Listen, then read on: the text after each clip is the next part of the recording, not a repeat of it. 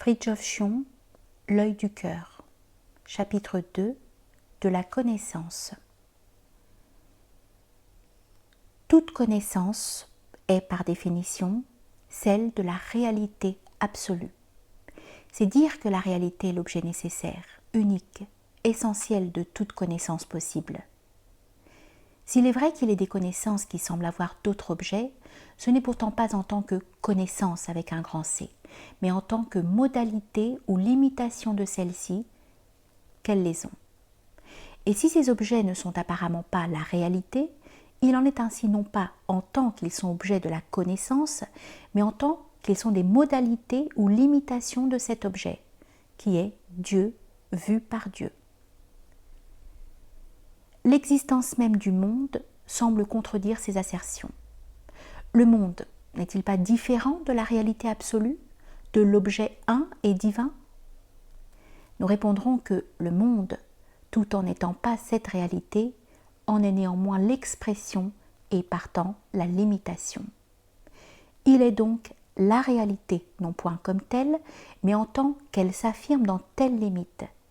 Et ces limites proviennent de son infinité, ainsi que nous le verrons plus loin. Par conséquent, qui dit monde, dit implicitement Dieu. Le monde en tant qu'il n'est pas Dieu se réduit à rigoureusement parler au néant, mais en tant qu'il n'est pas néant, il est essentiellement Dieu. La connaissance du monde est moins vraie que la connaissance de la réalité divine, mais c'est en dernière analyse toujours une connaissance de cette réalité, car nous connaissons le monde parce qu'il est réel et pour aucune autre raison. La distinction dans l'ordre des principes est une fonction de l'ignorance, puisque l'un est seul réel, et non le distingué. C'est pour cela que la distinction est une fonction de la connaissance dans l'ordre manifesté, où le rapport est inverse par rapport à l'ordre principiel. Mais le monde objectif n'est pas la seule limitation dans la connaissance universelle. Le monde se présente aussi sous un aspect subjectif. Il est macrocosme, mais il implique par définition même le microcosme dont l'unité ramène la diversité cosmique au principe, du moins symboliquement. La distinction entre le moi et le non-moi est spontanée, donc réelle, bien que le moi soit inséparable du monde extérieur, les deux aspects étant complémentaires. Il en est nécessairement ainsi. Dès lors que la suprême réalité s'affirme distinctivement et par conséquent en dehors de son acéité, le caractère distinctif de son affirmation doit s'exprimer par la dualité ou le complémentarisme du connaissant et du connu. L'homme peut donc connaître, d'une part, la réalité pure et d'autre part, le monde et, dans celui-ci, le moi, métacosme, macrocosme et microcosme, sans que, en tant qu'il connaît, l'homme soit autre chose que la connaissance, et sans que le monde externe et l'ego, en tant qu'ils sont susceptibles d'être connus, c'est-à-dire en tant qu'ils sont réels, soit autre chose que la réalité. Dire que nous nous connaissons nous-mêmes revient à dire que nous connaissons la réalité en tant qu'elle est nous-mêmes. Car il n'y a aucun objet de connaissance, ni autour de nous, ni en nous, qui ne soit pas essentiellement, non existentiellement, la réalité une. Et il n'y a personne qui connaisse, si ce n'est la connaissance, avec un grand C, qui connaît en lui et qui est infini. Cependant, il est impossible de nier que l'homme ne se borne pas à connaître, mais qu'il s'agit aussi et qu'il distingue forcément l'action de la connaissance. Or, si celle-ci reflète la réalité divine, l'action doit la refléter également. Si Dieu n'agissait pas, ou plutôt s'il n'était en aucune façon acte pur, la créature ne saurait agir. Mais l'acte divin n'est autre que l'expression ou le mode secondaire de la connaissance divine. De même que l'objet divin de la connaissance divine est susceptible de la limitation qui constitue le monde de même, cette connaissance elle-même est susceptible d'une limitation universelle. C'est l'affirmation, l'acte, qui semble s'opposer à la connaissance comme le monde semble s'opposer à Dieu. Mais en réalité, la connaissance divine agit et l'acte divin connaît. Créé ou agi, par Dieu nous connaissons. C'est pour cela que, connaissant, nous agissons. C'est parce que l'omniscience divine nous connaît que nous existons. Notre existence est la science que l'infini a de notre possibilité. Le sens et la raison suffisante de l'homme est de connaître. Et connaître, c'est inéluctablement connaître la divinité. Connaissant la divinité, l'homme l'affirme, la proclame, l'enseigne par la force des choses, puisque l'action manifeste Dieu par définition, et que la créature ne saurait donc rien faire qui n'affirme pas Dieu d'une façon quelconque. De même, l'être agit dès qu'il vit, et son action est la manifestation de sa vie. L'existence de l'homme, comme l'existence de tout être, n'a aucun sens, si ce n'est celui d'affirmation de la divinité. La divinité affirme l'homme en lui donnant l'existence, et l'homme affirme et doit affirmer la divinité parce qu'il existe. Ne pas affirmer la divinité ou affirmer autre chose que la divinité n'aurait de sens que si nous n'existions pas. Or, cette supposition est absurde, car nous existons. L'homme ne peut donc s'empêcher d'affirmer la divinité d'une manière ou d'une autre, puisqu'il existe. S'il nie, ou plutôt croit nier la divinité, l'existence même de celui qui nie affirme ce qu'il nie. L'homme peut dire non, mais son existence dit oui. Qui nie la divinité nie son existence, et elle lui sera enlevée parce qu'il s'enlève à lui-même, sans que pourtant elle puisse lui être enlevée effectivement, c'est-à-dire autrement que d'une manière symbolique. S'il arrive que des êtres nient inconsciemment leur existence en niant consciemment la divinité, sans pouvoir s'enlever cette existence, ne se l'étant pas donnée, c'est encore parce que la divinité est infinie et que son affirmation doit retracer également, selon son propre mode, cette infinité. En effet, la divinité étant infinie comporte toutes les possibilités inhérentes à l'infinité. Or, le néant est une possibilité au degré que la toute-possibilité lui assigne. Et celle-ci ne peut, par définition, exclure aucune possibilité. Si l'infinité ne comportait pas le néant dans la mesure de la possibilité de celui-ci, elle serait limitée par l'absence de ce néant et ne serait donc pas infinité. Or, le néant, tout en étant l'impossibilité, peut être dit possible dans un certain sens, sans quoi il ne serait aucunement concevable, ni à plus forte raison exprimable. Il n'est certes pas possible en lui-même, car en lui-même il n'a aucune réalité ni existence, mais il est possible dans l'infinité et en raison de celle-ci. En d'autres termes, si l'infinité laissait en dehors d'elle sa propre négation, ou plutôt l'apparence de sa propre négation, elle ne serait pas infinité. L'imperfection n'est rien d'autre qu'un aspect nécessaire de l'infinité manifestée. L'imperfection existe parce que l'infini est infini et que par conséquent, l'inexistence de l'imperfection limiterait l'infinité qui est par rapport à cette imperfection, la perfection. L'imperfection n'existe en aucune manière en dehors de l'infinité, n'ayant en elle-même, comme nous l'avons dit, ni réalité ni existence. Le verbe, qui est l'affirmation de l'infini, doit affirmer tous les aspects ou toutes les possibilités de celui-ci. Le verbe doit donc affirmer le mal, non pas comme tel, mais comme ombre nécessaire dans l'affirmation cosmique de l'infini. Tout être est en quelque sorte une manifestation du verbe, car aucun être ne peut ne pas affirmer la divinité. Tout être comporte donc l'imperfection, mais seulement comme partie, non comme totalité. Le néant n'est possible que comme partie, par relation ou rapport, non en soi. L'absolu seul est absolu, et si le néant n'existe pas, c'est parce qu'il serait l'absence absolue de réalité ou d'existence. Cependant, l'absence relative de réalité ou d'existence existe, comme nous l'avons dit, en raison de la toute-possibilité qui doit inclure la possibilité contradictoire de son impossibilité. La toute-possibilité ou l'infini comporte dans sa propre substance l'impossibilité, et cela à titre d'affirmation inverse de la toute-possibilité. Le néant est ainsi comme une propriété secondaire de la plénitude. Le vide n'existe pas dans l'espace, car l'espace est plénitude puisque l'éther est partout. Mais le vide est figuré dans l'espace par les vides relatifs qui manifestent et épuisent, pour ainsi dire, toute la possibilité du vide, qui en lui-même est impossibilité. S'il y avait dans l'espace un vide, ce vide ne serait pas l'espace et ne pourrait donc pas se trouver dans l'espace. Par conséquent, il ne peut y avoir aucun vide dans l'espace, bien que l'espace, dans son affirmation de la toute-possibilité, doive retracer symboliquement le vide.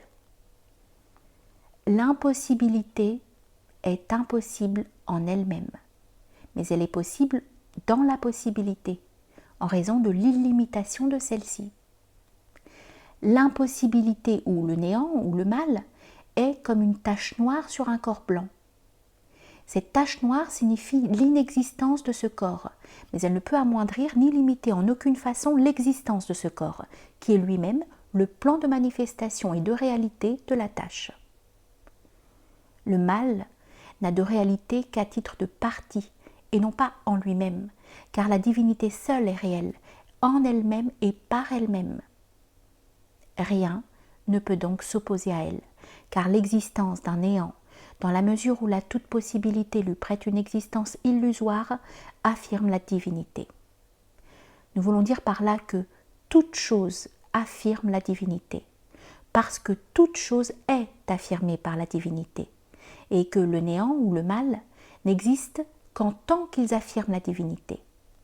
Dire que le néant existe est une contradiction, mais cette affirmation est évidente pour celui qui comprend le sens ontologique du néant. Le mal, qui est une privation de bien, affirme inversement la divinité, moyennant une relative non-affirmation ou négation. La manifestation universelle comporte un mode nettement distinct de l'affirmation, à savoir la soumission qui englobe également tous les êtres. Peut-on par conséquent vraiment dire que tout est affirmation, c'est-à-dire connaissance sous le mode affirmatif? À quoi nous répondrons? L'être est soumis tout en affirmant et inversement, sans que les deux attributs se confondent. L'affirmation et la soumission sont assurément distinctes, mais les deux sont complémentaires et l'une se réduit essentiellement à l'autre. La soumission, en effet, est comme la modalité secondaire de l'affirmation, car pour pouvoir se soumettre, il faut exister. La créature, en tant qu'elle n'est pas manifestation de Dieu, est soumission à lui. Elle affirme ainsi par sa soumission et elle se soumet en son affirmation. Cela montre que la soumission, loin de contredire l'affirmation, est comprise dans celle-ci.